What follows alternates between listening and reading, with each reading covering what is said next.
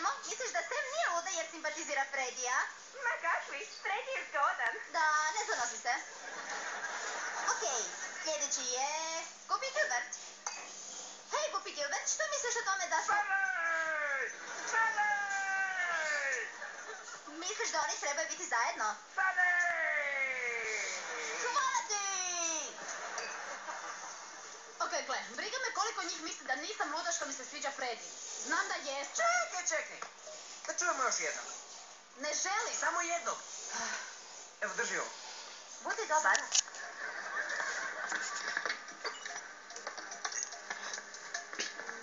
Hej, ja sam Freddy.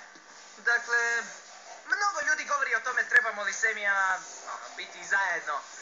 I svi se pitaju je li Sam luda zbog toga, ali nitko mene ne pita za mišljenje. Razgovarali smo. Ne, ti si govorila. Rekla si mi kako se ti osjećaš dok si jela kisadilju. Quesadilje su ovdje super.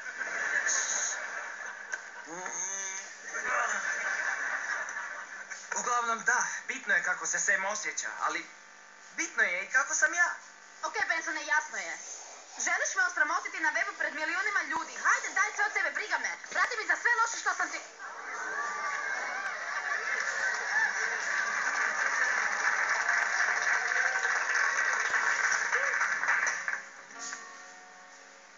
Iskren si?